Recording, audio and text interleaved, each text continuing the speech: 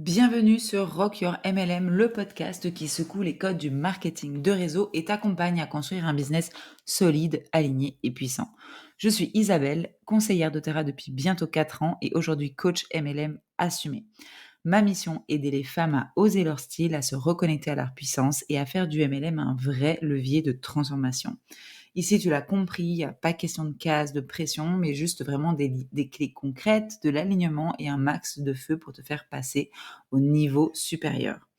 L'épisode d'aujourd'hui va être un petit peu plus particulier, un peu plus intime, si j'ose dire, parce que, comme son nom l'indique, je vais vous parler de ce qui a fait que je me suis retrouvée à 2 doigts d'arrêter doTERRA et donc le MLM et ce que ça a réveillé en fait en moi. Pourquoi c'est important? Parce que, cet épisode marque aussi un tournant, marque enfin une nouvelle vision et marque aussi vraiment le début de, la naissance réelle de Rock Your MLM avec tout le concept et la marque que je veux déposer autour de tout ça. Qu'est-ce qui m'a amenée à douter et à me retrouver, jeudi en direction de Versailles avec, ce truc de: «Je vais annoncer que j'arrête»? Peut-être plusieurs choses, la fatigue, peut-être la pression que je me mets moi-même, la sensation de stagnation et le manque de clarté. Je pense que vraiment le gros truc que je pourrais mettre, c'est le manque de clarté. J'adore le MLM, mais je me reconnaissais plus dans ce que je faisais. J'avais l'impression d'être à l'étroit, de devoir constamment choisir un camp entre, cet appel du coaching qui est présent depuis longtemps maintenant et le MLM et ma place chez doTERRA et du coup, tout s'en retrouvait bousculé. Ma communication sur les réseaux, je me disais: «Mais si je parle de coaching, je peux pas parler de MLM parce que les femmes qui vont arriver, heu, parce que je parle de body love, vont pas comprendre pourquoi je parle de MLM. Du coup, non, on arrête le body love, on repart sur le MLM. Ah non, en fait, ça va pas, je arrête le MLM, je repars sur autre chose». Bref, et tout ça, c'est parce qu'on est noyé d'informations de: «Tu dois faire comme ça, tu dois communiquer comme ça, ton feed, il doit ressembler à ça, ta bio, il doit y avoir ça, tu dois, tu dois, tu dois, tu dois, tu dois, tu dois, tu dois». Boum! Moi, j'ai explosé en plein vol. Au milieu de tout ça, en 2025, bon, on le sait, année 9, ça a été beaucoup répété, c'est pas ma spécificité, donc l'idée là, c'est pas que je vous fasse un cours. La seule chose que je sais, c'est qu'on a ramassé. On a ramassé parce que 2025 vient nous bousculer et vient nous amener à prendre des décisions. On ne peut plus reculer, c'est maintenant qu'il faut prendre les bonnes décisions, sinon on repart pour 9 ans de merde. Donc on veut pas ça. On veut pas ça. Bref, 2025 m'a bien secouée parce que, comme vous le savez, j'en ai parlé dans un épisode précédent. En février dernier, j'ai vécu une situation extrêmement difficile avec une meuf dans mon équipe qui a pété un boulon et s'est dit: «Je vais me barrer avec la moitié de l'équipe d'Isabelle, blabla machin». Chose qu'elle n'a pas finalement pas totalement réussi à faire, mais qui a quand même eu des conséquences assez graves sur, mon évolution parce qu'il y a eu de la reconstruction à faire, parce que j'avais perdu confiance en moi, parce qu'elle avait cassé. Je pense que là, j'arrive à mettre dessus, là où avant j'arrivais pas à le mettre, maintenant j'arrive à le dire, c'est qu'elle avait cassé quelque chose que je croyais intouchable. C'est-à-dire pour moi, le MLM, c'est beau, c'est une communauté, c'est de l'échange, c'est de l'entraide, c'est de la bienveillance et à aucun moment j'aurais imaginé qu'on puisse me faire un coup de PUTE, dans mon équipe. Parce que je prône la bienveillance, parce que je suis, profondément empathique, parce que plein de choses et que je l'ai pas vu arriver et que je l'ai ramassé dans la gueule, quoi. Et quand se passe ça, il reste que j'ai, l'autre 3/4 de mon équipe qui n'a absolument aucune idée de ce qui se passe, et je me dis: «En fait, je peux pas me permettre de juste dire: "Je là, je suis en train de m'effondrer, ciao"». Parce que je me suis dit: «Si je fais ça, tout s'effondre et derrière pour reconstruire, ça va être encore plus difficile». Donc j'ai continué. J'ai continué et il y a même des personnes qui m'ont dit, des mois après: «Je ne me suis même pas rendu compte qu'il s'était passé quelque chose». Donc, pour vous donner un peu l'idée de ma force de «tout va bien, je vais bien», quoi. Qui n'est pas du tout bénéfique. Je suis pas en train de vous dire: «C'est génial, je suis trop forte», c'est voilà, j'ai gardé la face et cetera. Mais malgré tout, quand il se passe ce genre de situation, je pense qu'avoir un temps de deuil, que ce soit de deuil de cette amitié, que de la situation et de, en fait, tu dois faire attention, tu es en train de construire un business et tout n'est pas beau et tout n'est pas rose et tout le monde n'est pas beau et tout le monde n'est pas gentil. Au contraire. Arrive l'été, on le sait, on a beau essayer de mettre plein de choses en place, c'est quand même un moment où dans le MLM, et dans l'entrepreneuriat, je pense quand même de manière générale, ça ralentit. Ça ralentit, il y a moins de présence et cetera. Bref, je j'arrive en été, j'explose un peu en plein vol. C'est-à-dire que de un, je suis malade, ce qui ne m'arrive jamais, donc je pense que le corps, compense et se commence cette phase de doute. Commence ces phrases dans ma tête de: «Tu devrais arrêter, tu vas arrêter, tu t'amuses plus, tu es pas comme ça, tu veux pas faire ça, oui mais, tu devrais, non mais en fait tu vas faire ci, non mais en fait non tu vas faire ça, tu devrais aller par là», bref. Ce truc de devoir choisir un camp, quoi. Et ça depuis des mois dans ma tête et j'en étais arrivée à un moment là, début octobre, je disais à mon mari: «Je suis épuisée d'être épuisée». C'est-à-dire que je suis épuisée de me casser le cerveau, de ne pas réussir à prendre de décision. Ça devient vraiment dur. Ça devient vraiment dur et je me dis qu'en fait, mon corps là essaye de me dire qu'il faut que j'arrête doTERRA. C'est-à-dire que moi, je vois tout comme ça.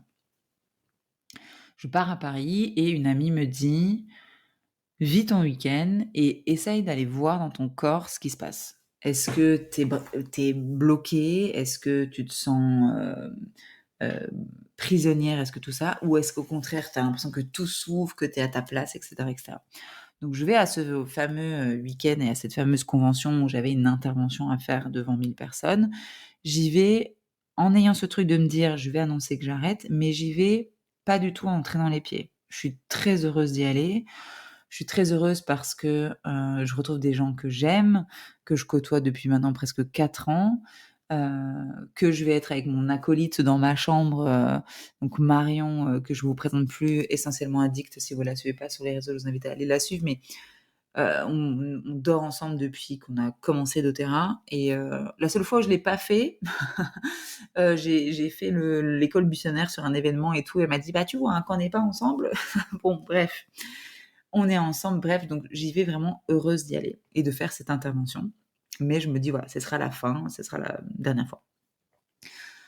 J'arrive sur scène, je viens parler de la résilience et quand j'arrive sur scène, je sens ce feu déjà qui s'allume, quoi. Je suis en mode: «Pouah, c'est ça que je veux faire. Putain, je suis bien là devant tout le monde». Bon, j'ai très peur parce qu'en plus, le sol est en je sais pas comment on dit, en bois verni, que je porte des magnifiques chaussures à talons pailletés qui glissent sur le vernis et que la 1re chose que je me dis en entrant sur scène, c'est: «Je vais me péter la gueule». Bref, j'y vais, je suis devant toutes ces femmes, c'est complètement incroyable ce qui se passe. Je termine avec un petit exercice où tout le monde se lève et là, j'ai 1000 personnes qui crient en même temps: «Je vais y arriver». Bref, je sais plus parce qu'après je me laisse porter par le truc, mais complètement fou. Complètement fou et se passe un premier switch de: «C'est ça que je veux faire. Je veux refaire des trucs comme ça sur scène. Je veux allumer le feu chez les gens. Je veux pas juste coacher, je veux, bah, tabasser». Et bref, là, je reçois beaucoup d'amour, beaucoup de félicitations. La première personne que je vois quand je sors de la scène, c'est Louise, qui est ma marraine chez doTERRA et qui me soutient et me supporte depuis 4 ans maintenant avec, toutes mes doutes, mes peurs, tout le manque de confiance en moi que j'ai pu avoir au début, que j'ai beaucoup moins eu ces derniers mois, mais d'une autre façon quelque part quand même. En tout cas, ce truc un peu en dents de scie, quoi. Et je pense qu'elle-même sait, en venant à cet événement, qu'il sera décisif. C'est soit je reste, soit je pars. Je pense qu'elle le sait. Et là, je la vois avec, voilà, tout son amour et me dire: «C'était ouf, tu as été incroyable» et on a à peine le temps de se parler parce que ça va être à son tour de passer sur scène, quoi. La deuxième personne que je vois ensuite, c'est Marion.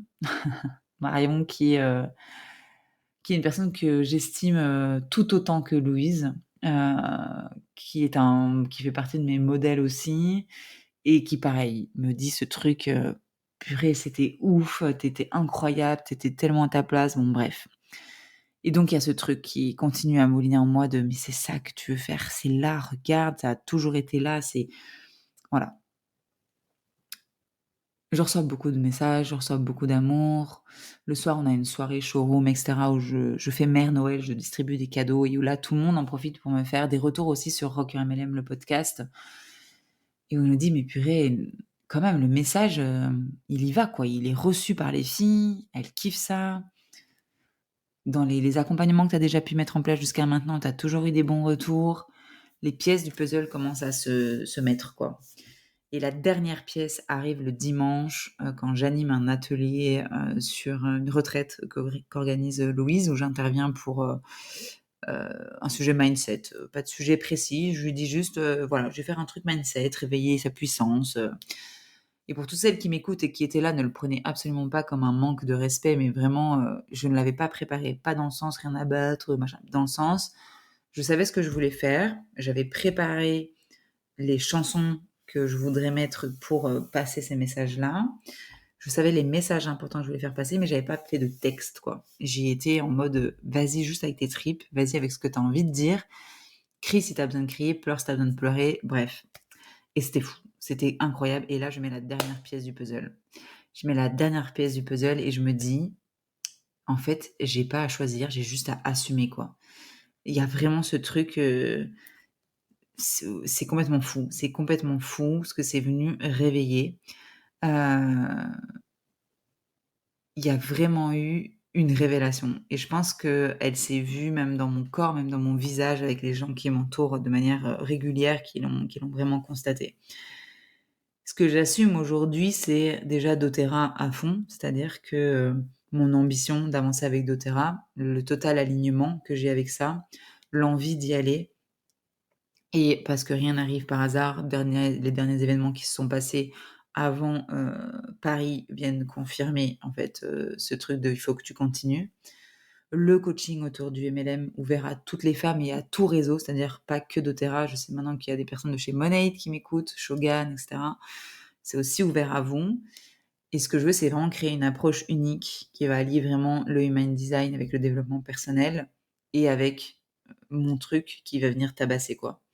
Parce que je suis ni l'un ni l'autre, je suis tout à la fois, en fait et c'est ça ma force et peu importe les outils que je vais utiliser, parce que c'était ça aussi, je me disais: «Attends, faut que je parle des huiles, faut que je parle de l'EFT, faut que je parle de machin» et en fait, quand je suis en accompagnement, des fois, je vais utiliser l'EFT, des fois pas du tout, parce que je vais pas avoir le truc qui va me dire: «OK, elle, c'est l'EFT qu'il lui faut».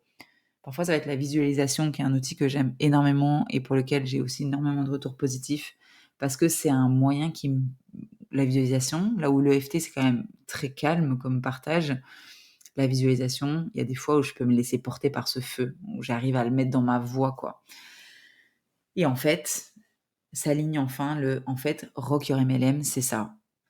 C'est au-delà d'un podcast, c'est un projet, c'est une marque, c'est une vision à long terme.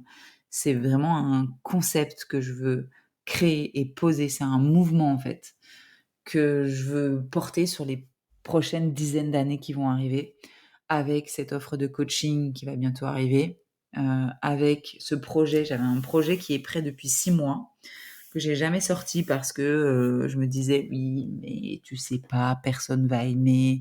Et parce que je me dis toujours, en fait, quand on sort quelque chose, il faut qu'il y ait, 35 000 ventes, quoi. Bon, j'exagère avec 35 000, mais plein de ventes.